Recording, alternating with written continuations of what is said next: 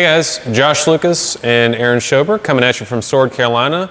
We're covering lesson 5 in our Ringen series, and we had a little technical difficulties. Aaron's computer kind of, sphurk out when it showed a dupleren and took an Unterschnitt and became a piece of Schnitt. So we're getting that worked out, and now we're coming at you with our next lesson. We're going to be covering the barrier, which is actually a technique that we have covered in lesson 2, but it didn't really have the specifics that it does right now. So we're going to cover that technique and a couple of counters to it. It's going to be a throw with the leg, and it's really going to be a closest opportunity attack that I'm going to use. So this would be a situation where we're wrestling at the arms, and Aaron's leg, his left leg, is forward. And obviously, if we were on the opposite side, then the legs would change, but in the manual, it starts with his left leg is forward. I'm going to use my right leg to step behind his left leg, and then I'm going to take my arm and come across his chest, and it's going to be a push with the top, and my leg is acting as a barrier for that force for him to fall over. So that's where it comes from, and you'll remember that from the using as a counter where he's stiffened on my arm, I step behind and use the barrier. So that was a specific example of this technique called the barrier. A couple of things that comes with it is whether we kind of played around with going over the top of this, this post right here. So he's using his arm to kind of hold me off right here. If he's strengthened up in this position, I would probably want to wrap on the inside of his arm to gain his chest as I step behind. If he has a looser grip, or I'm a stronger opponent, I'm just stronger than he is in general, then I can just push through his arm and come in for the barrier. So it will depend a little bit on the situation, a little bit of who you're fighting, how strong your opponent is, not only pushing against you, but just the physicality of it as well.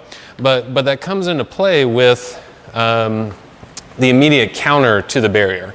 Because when I put myself in a position to throw Aaron with the barrier, he's also in a position to where he can throw me with the barrier, okay? So if we've come into this situation and I'm gonna throw Aaron from the top right here, my leg and my arm are set up to throw him backwards, but his leg and his arm are set up to throw me forwards. Okay, so there it's going to be a situation where whoever's faster is going to win that exchange, whether he's expecting it, maybe he wants that, maybe he's really good at countering the barrier, so he's offering that leg out there. So that's something you want to keep in mind, that when you put yourself in that position, you're automatically in a position to be counter thrown. So basically the barrier counters the barrier. So balance is key. Oh, balance is kind of key.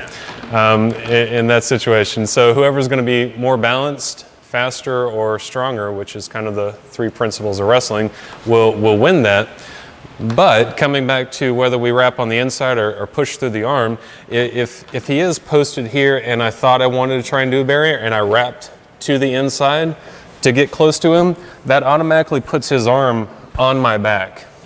If I do try and push through and come over the top of his arm, you can see his arm is wrapped up here.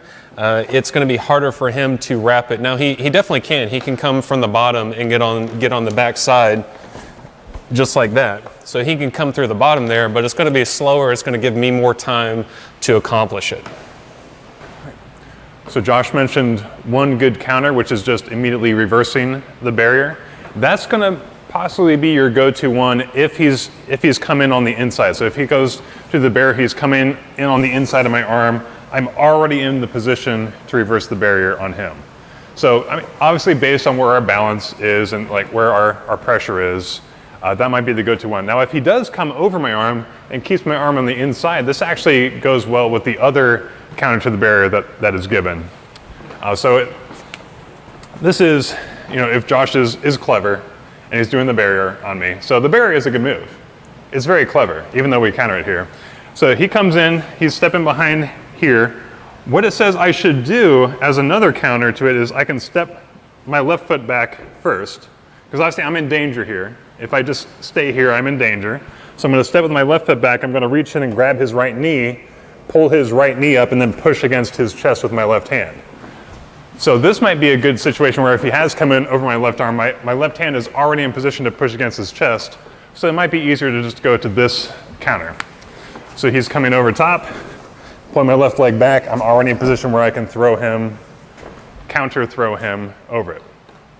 Move the left leg first, grab the knee, pull the knee up and push down. So we got that push-pull thing going on, which we see over and over again. It's very common. There's also another area where it shows the barrier being used as a counter to someone that's grabbed you from behind, all right? Now, grabbing someone from behind is a very good technique. If I can get behind someone and grab them, there's a lot of good things I can do. I can easily throw them and overpower them. There's a lot of counters to it as well. But as we learned before, just because something can be countered does not mean that that thing is bad in and of itself. Everything has a counter to it. So just because something's countered doesn't mean it was bad. Your cool counter has a counter to it as well, right? So one of the things we can do is if Josh does get around behind me, so let's say maybe he does that arm pull we did at first, he gets around behind me. All right, so it says one of the things I can do is I can lower my weight. And so what that's gonna do is gonna force Josh to try to pull me up backwards. And so now I have force in there, I can use that force, I'm gonna turn around behind him, and now I'm in that barrier where I can get I've turned into him, I put my leg behind his leg, and now I'm already in front of his chest where I can press into him. So I'm doing the barrier even though he's behind me. So once again, we talked about balance, right? So if you're behind me and just holding on to me, right? If you're just grabbing me here and I try to step behind you, you're just gonna drop me, right? You're just gonna plow me into the ground because I have to unbalance myself to do it. So the first thing I do in this case is drop my weight. Now, Josh, to try to pull me off, if he's gonna like suplex me or something, he's gonna have to put a lot of force in there. So if we're using longsword, we'd call this hard pressure, right? So I can react with his pressure, step around behind his leg, and now use his own force against him to power the throw. Very simple technique. In that case, it seems a little complicated because we're twisting one way or the other, but we end up in the same position. Like this would be the same as if we're a little closer and I'm just twisting behind his foot here. So we're ending up in the same position and he's just a little closer behind me.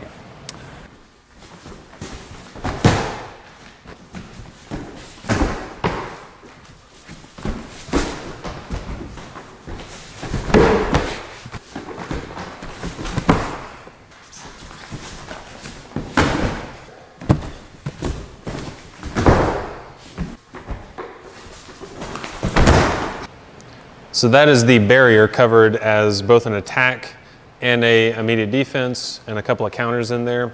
One last thought on the barrier is, depending on how tall your opponent is or how strong or built, you can still use the barrier even if you're smaller or something like that. It seems like a very forceful movement, but really all I want to do is make sure the taller they are, the closer I want to get with my leg.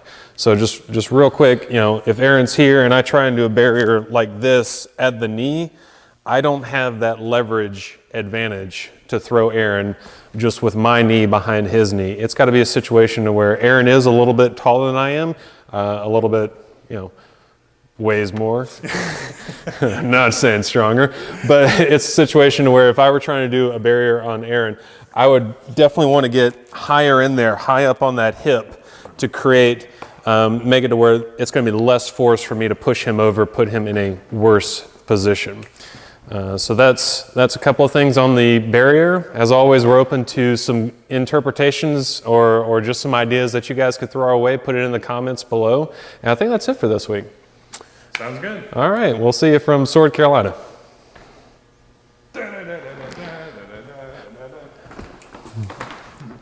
Oh yeah, remember when we did that awesome thing? Yeah, I remember. Remember that video we made? It was pretty cool.